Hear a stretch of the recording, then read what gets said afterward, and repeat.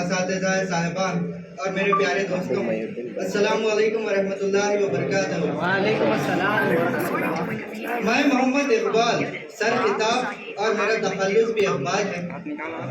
میرے والد شیخ نور محمد جو کشمیر کے سپر برہمنوں کی نسل سے تھے، غازی اورنگزیب عالمگیر کے عہد میں ہمارے ایک جد نے اسلام قبول کیا تھا۔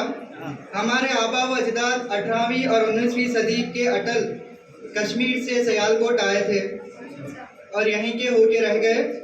میری پیدائش سے قبل میرے والد نے خواب دیکھا تھا، میں وہ آپ کے سامنے پیش کرتا ہوں، سماعت فرمائیں۔ ایک کبوتر، ایک سفید کبوتر براق فضا میں چکر لگا رہا تھا، کبھی اتنا اونچا اڑتا کہ آسمان پر تارا بن جاتا، کبھی اتنا زمین کو چھوتا کہ زمین کی قسمت بدل جاتی۔ سبھی لوگ دیوانے ہو رہے تھے، اسے ہاتھ اٹھا اٹھا کر پکڑنے کی کوشش کر رہے تھے۔ اچانک یوں ہوا کہ میرے والد کی جھولی میں آ گرا۔ میرے والد تبھی سمجھ گئے تھے کہ اللہ تعالیٰ انہیں ایک بیٹا نوازے گا جو اسلام کی تقدیر کو بدل دے گا۔ میں محمد اقبال 9 نومبر 1877 کو سیالکوٹ میں پیدا ہوا۔ میرے والد دیندار آدمی تھے۔ میں نے ابتدائی تعلیم کتب سے حاصل کی، اس کے بعد اسکاچ مشن اسکول میں داخلہ لیا۔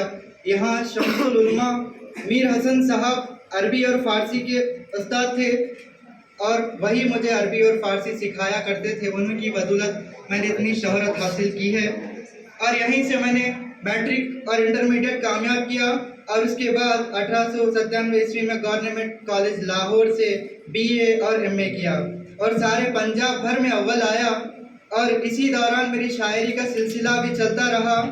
ایک دن یوں ہوا کہ میں گھر میں بیٹھا ہوا تھا، میرے بے تکلف شاگرد اور ہم جماعت حکیم امین صاحب کے مکان پر ایک شاعری محفل سجی ہوئی تھی۔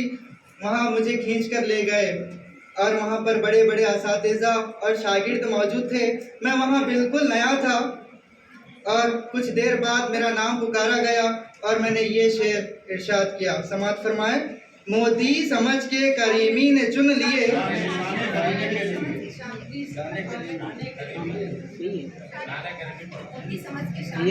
مودی سمجھ کے شان کریمی نے چن لیے، خطرے جو تھے میرے عرق انفعال کے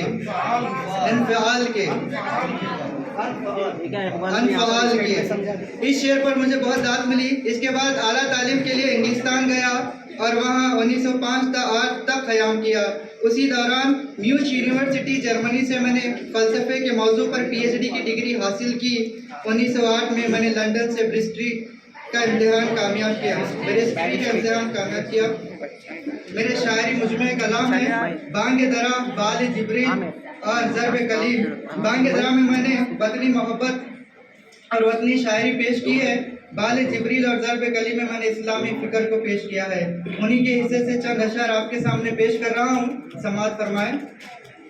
عرض کرتا ہوں کہ گرتے ہیں سجدوں میں ہم اپنی ہی حسرتوں کے خاطر اقبال، گرتے ہیں سجدوں میں ہم اپنی ہی حسرتوں کے خاطر اقبال، اگر گرتے صرف عشق خدا میں تو کوئی حسرت ادھوری نہ رہتی۔ اور ایک شعر ملاحظہ فرمائیں۔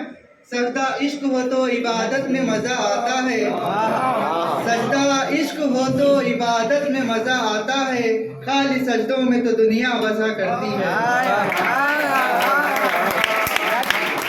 سجدہ عشق ہو تو عبادت میں مزہ آتا ہے، خالی سجدوں میں تو دنیا بسا کرتی ہے۔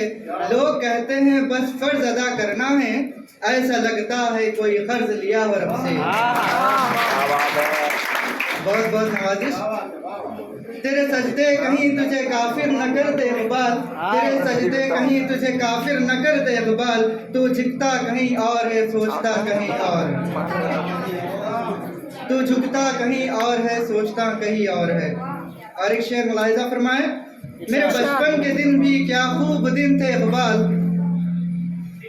میرے بچپن کے دن بھی کیا خوب تھے اقبال، بے نمازی بھی تھا بے گناہ بھی،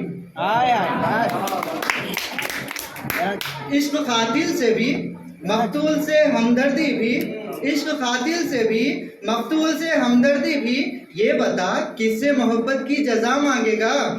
سجدہ خالق کو بھی ابلیس سے یارانہ بھی، خالق کو بھی ابلیس سے یارانہ بھی، حشر میں کس سے عقیدت کا صلہ مانگے گا؟